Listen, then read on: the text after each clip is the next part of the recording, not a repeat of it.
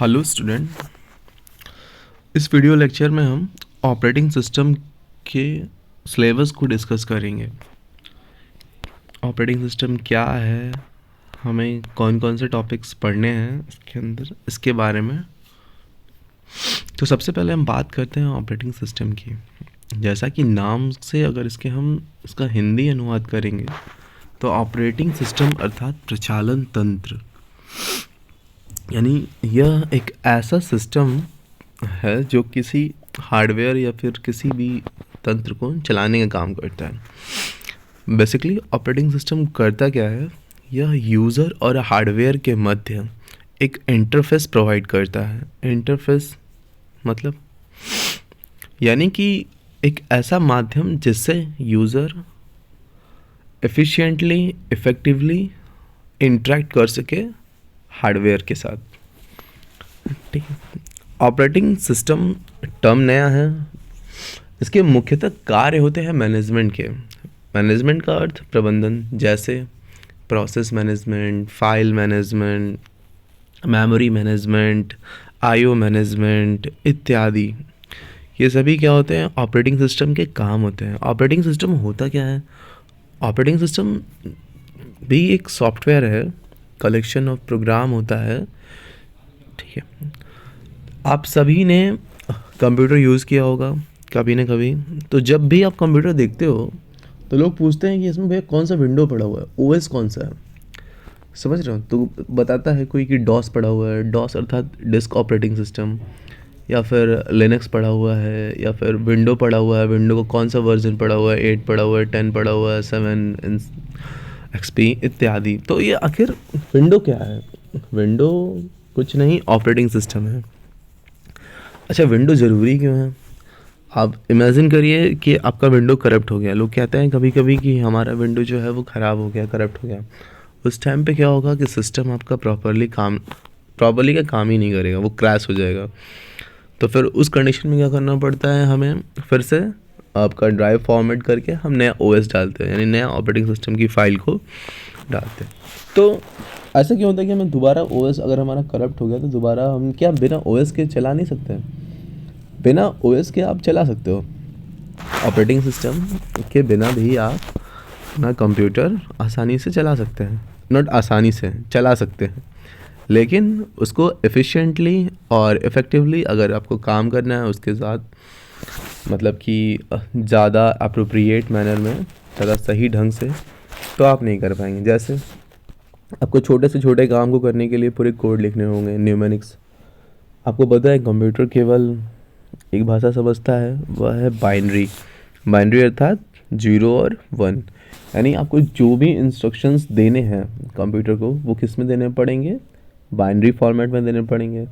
तो क्या एक आम आदमी के लिए, एक नॉर्मल यूज़र के लिए, नॉर्मल यूज़र क्या, इवन एक प्रोग्रामर के लिए भी क्या ये इतना आसान होगा कि हम कंप्यूटर को जो भी इंस्ट्रक्शन, जो भी उससे टास्क एग्जीक्यूट कराना चाहते हो उसको हम कंप्यूटर रीडेबल फॉर्मेट में कन्वर्ट करके दें? नहीं। और यदि वो कर भी पाएगा तो भी वो बहुत हेक्टिक टास्क हो जाएगा। ठीक है, तो इसके लिए हम क्या यूज़ करते हैं, ऑपरेटिंग सिस्टम। ऑपरेटिंग सिस्टम क्या, एक ऐसा सॉफ्टवेयर होता है जो हार्डवेयर और यूज़र के मध्य इंटरेक्शन प्रोवाइड करता है।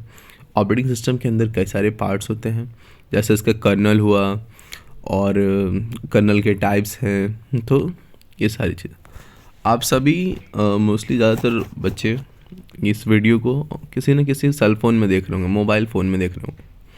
आपके मोबाइल फ़ोन में भी एक ओएस पड़ा हुआ है, क्योंकि बिना उस ओएस के आप अपना मोबाइल चला नहीं पाएंगे, हार्डवेयर है। कौन सा फ़ोन पड़ा होगा? या तो मैक ओएस होगा अगर किसी के पास आईफोन, और नहीं तो सबके पास एंड्रॉयड होगा। तो एंड्रॉयड क्या है?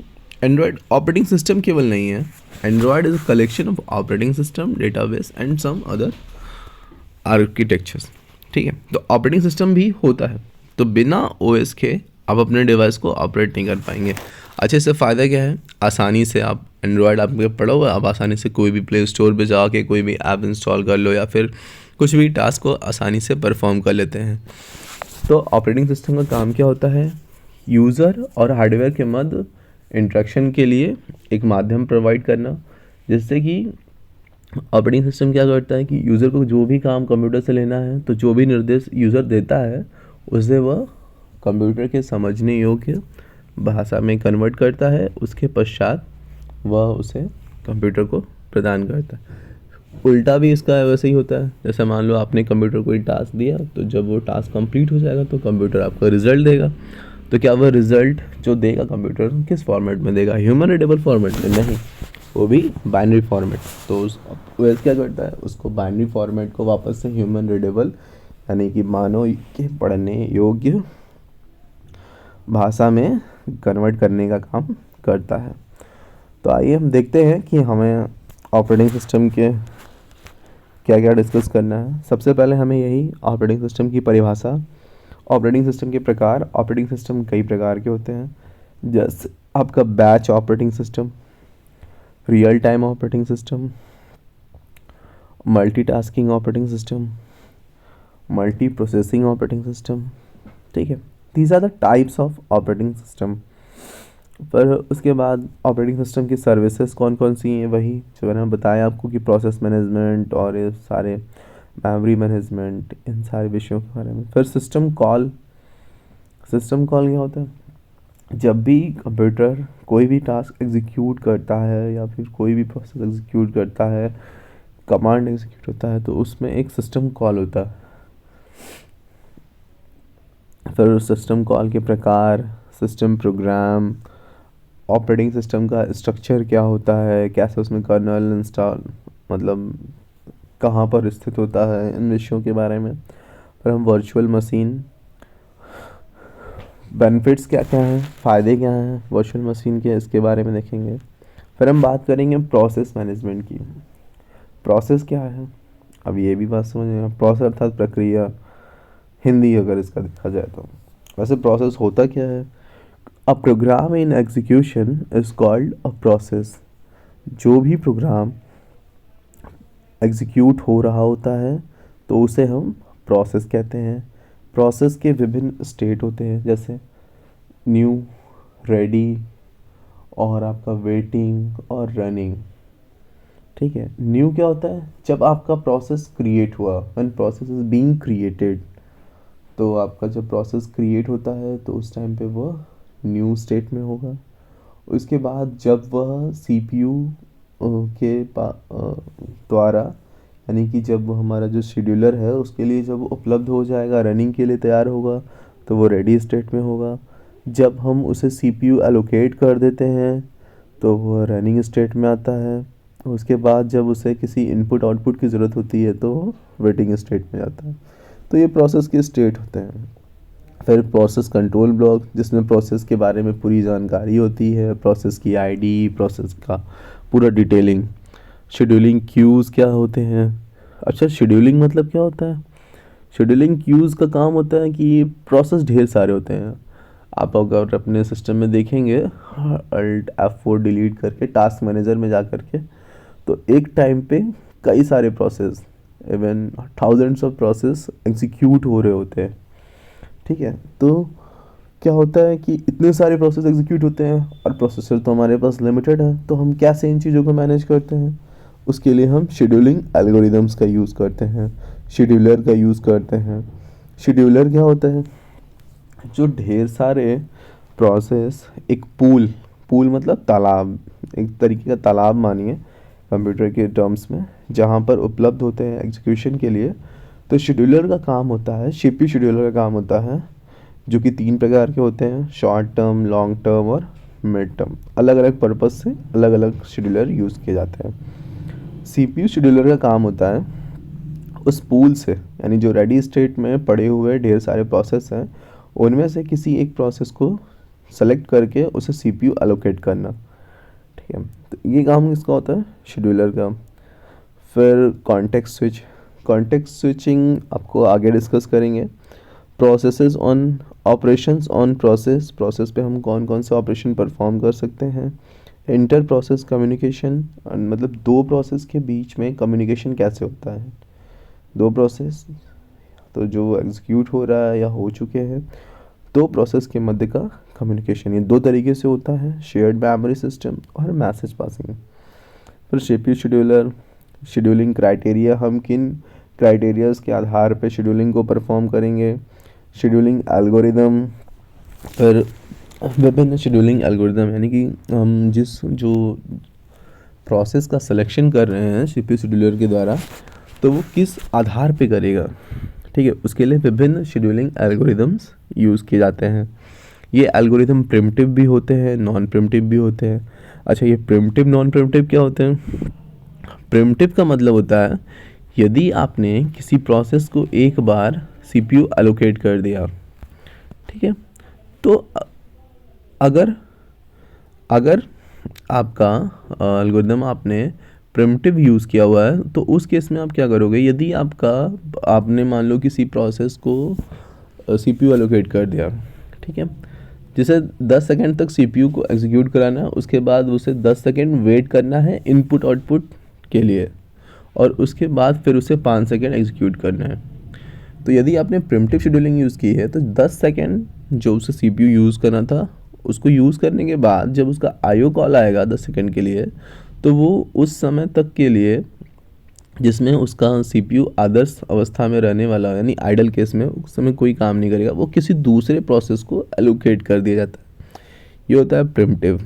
नॉन प्रिमिटिव, एक बार यदि आपने किसी प्रोसेस को सीपीयू एलोकेट कर दिया तो वो तब तक उससे एक्वायर किए रहता है, मतलब पकड़े रहता है, जब तक कि उसका पूरा का पूरा प्रोसेस एग्जीक्यूट ना हो जाए। ठीक है, विभिन्न शेड्यूलिंग एल्गोरिदम्स हमें देखना है, जिसमें हमने फर्स्ट कम फर्स्ट सर्व, यानी पहले आओ पहले पाओ, जो प्रोसेस पहले आता है पूल में, होता है ना कि ढेर सारे प्रोसेस होते हैं, उनको एक पूल में रखते हैं, वहाँ से शेड्यूलर पिक करता है, पिक करके सीपीयू को एलोकेट करता है। तो first come first serve algorithm अगर आपने अप्लाई किया तो इसका मतलब क्या है कि जो प्रोसेस पहले आया था पूल में उसको आप सीपीयू एलोकेट करिए।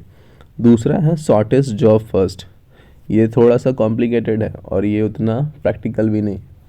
शॉर्टेस्ट जॉब फर्स्ट क्या कहते हैं कि आपके पूल में जितने भी प्रोसेस पड़े हुए हैं उन्हें सब में से ये डिसाइड करिए कि कौन सा प्रोसेस सबसे छोटा है, मतलब किसको सबसे कम समय के लिए सीपीयू की आवश्यकता है, ये पता करना। अभी बताओ कि लाखों प्रोसेस एग्जीक्यूट हो रहे हैं, एक टाइम पे चल रहे हैं, और उसमें से किसी एक सबसे छोटे प्रोसेस को ढूंढना क्या कॉम्प्लिकेटेड है? पता लगा आप एक शॉर्टिंग कर रहे हो, आप ढूंढ रहे हो कि कौन सबसे छोटा है, तब तक फिर से कोई दूसरा नया प्रोसेस क्रिएट हो जाए, फिर से आपको पूरी प्रक्रिया चलानी पड़ेगी। तो ये थोड़ा टिपिकल है, इम्प्रैक्टिकल है। ये थ्योरेटिकली सही है बट प्रैक्टिकली उतना। तीसरा है round robin. Round robin scheduling algorithm में क्या होता है कि टाइम फ्रेम्स होते हैं, यानी कि हमने क्या किया, अगर हमारे पास मान लो 10 प्रोसेस है, ठीक है, 10 प्रोसेस हैं, तो हम क्या करते हैं कि हम ने सीपीयू टाइम बांट दिया कि हर प्रोसेस को हम 4 मिलीसेकंड या 4 सेकंड के लिए सीपीयू एलोकेट करेंगे। यानी मान लो प्रोसेस P1 को 10 सेकंड के लिए सीपीयू चाहिए था, तो हमने 4 सेकंड के लिए एलोकेट किया, उसके बाद हम उससे वापस ले लेंगे सीपीयू, फिर प्रोसेस P2 को एलोकेट करेंगे, फिर प्रोसेस P3 को, P4 को, इस तरीके से प्रक्रिया चलती रहेगी। फिर मल्टी प्रोसेसर शेड्यूलिंग, एक से ज़्यादा प्रोसेसर होंगे तो किस प्रकार से शेड्यूलिंग होगी, और प्रोसेस के बीच में सिंक्रोनाइजेशन, ये हम यूनिट 2 में पढ़ेंगे। फिर हम डेडलॉक के बारे में बात करेंगे। डेडलॉक क्या होता है? डेडलॉक एक ऐसी अवस्था होती है जहाँ पर कोई प्रोसेस जो एग्जीक्यूट कर रहा होता है वह उसे किसी ऐसे रिसोर्स की आवश्यकता होती है जो किसी अन्य प्रोसेस के द्वारा मतलब ग्रहण किया गया होता है या उसे अपने पास रखा गया होता है। ठीक है, ये डेडलॉक इस तरह कंडीशन समझिए कि जैसे मान लीजिए आपको कुछ लिखना है, आपको नोट्स तैयार करना है, ठीक, और पेन जो है आपके किसी दोस्त के पास, किसके पास है? आपके दोस्त के पास है, और कंडीशन ये है कि आपका दोस्त आपको पेन तभी देगा जब आप उसको नोट्स दोगे। ठीक है, तो अब इस कंडीशन बताइए, आपको नोट्स लिखना है, आपके पास पेन नहीं है, और पेन आपके दोस्त के पास, जो आपको तभी देगा जो आप उसको नोट्स कंप्लीट करके दोगे। वैसा साइकिल बना ना, जिसमें क्या है कि दोनों लोग एक दूसरे पर निर्भर कर रहे हैं और इस कारण से टास्क कंप्लीट नहीं हो पा रहा। ऐसी अवस्था डेडलॉक कहलाती है। फिर हम इसके में कंडीशंस क्या क्या होते हैं डेडलॉक के लिए, 4 कंडीशंस होते हैं, उसके बारे में देखेंगे। डेडलॉक को हैंडल कैसे करते हैं, इस चीज़ का डिस्कशन होगा। प्रिवेंट कैसे करेंगे, रोकेंगे कैसे कि अकर ही ना हो हमारे सिस्टम में। फिर अवॉइडेंस अगर हो गया तो हम उसको दूर कैसे कर सकते हैं। डिटेक्शन कैसे ढूंढेंगे कि हमारे मतलब सिस्टम में डेडलॉक है कि नहीं है। फिर अगर मान लो किसी कारण से हो गया तो फिर हम उससे रिकवरी कैसे करेंगे। तो इन सारे विषयों में डेडलॉक एक अच्छा टॉपिक है, इसको डिस्कस करेंगे। उसके बाद हम मेमोरी मैनेजमेंट फंक्शंस में आएंगे। यहाँ पर हम paging, swapping, compaction, internal fragmentation, external fragmentation, segmentation, इन विषयों के बारे में पढ़ेंगे। ये बेसिकली मेमोरी मैनेजमेंट होता है, किस प्रकार से हम अपनी प्राइमरी मेमोरी यानी कि रैम को मैनेज करते हैं, ठीक है। फिर आपका इनपुट आउटपुट मैनेजमेंट, ये सभी क्या है, process management, memory management, IO management, file management, ये सब ऑपरेटिंग सिस्टम के कार्य हैं एक तरीके से, ठीक है। आईओ अर्थात इनपुट आउटपुट मैनेजमेंट, यानी जो भी डिवाइसेस आपके सिस्टम से जुड़े हुए हैं उनको भी मैनेज करने का काम कौन करता है, ऑपरेटिंग सिस्टम करता है। डेडिकेटेड डिवाइस हुए, शेयर डिवाइस हुए, IO device, storage device, buffering, spooling, ये सारी चीज़ें। फिर फाइल मैनेजमेंट, ऐसा कोई भी सिस्टम नहीं है जिसके अंदर फाइल ना हो। बेसिकली कंप्यूटर है तो फाइल तो होगा ही होगा। अब ऑपरेटिंग सिस्टम के अंदर ही ढेर सारे फाइल्स होते हैं जो रन होते हैं, तब जा करके आपको कोई कमांड, अगर एक भी फाइल मिस हुआ तो आपका ओएस प्रॉपरली काम नहीं करेगा, ठीक है। तो टाइप्स ऑफ फाइल्स, कितने प्रकार की फाइल्स होती हैं। फिर simple file system, basic file system, logical file system, पूरा फाइल्स के बारे में एक संक्षिप्त पूरी जानकारी। और फिर लास्ट में हमें एक ऑपरेटिंग सिस्टम के बारे में पढ़ना है जो है Linux. Linux basically command based है, इसका आपको मतलब GUI बेस्ड भी मिल जाएगा, बट हमें यहाँ पर कमांड बेस्ड लिनक्स के बारे में पढ़ना है। लिनक्स क्या है, उसका हिस्ट्री, उसका ओवरव्यू, उसकी स्ट्रक्चर, फिर कब वो रिलीज़ हुआ। और ये Linux basically red hat lab के द्वारा रिलीज़ किया जाता है और ये ओपन सोर्स यानी कि फ्री में अवेलेबल है। फिर इसकी कुछ कमांड्स हैं जिनके बारे में हमें डिस्कस करना है। तो उम्मीद है आपको कुछ एक basic rough idea operating system के बारे में लगा होगा। अगले वीडियो में हम ऑपरेटिंग सिस्टम के नोट्स के साथ आप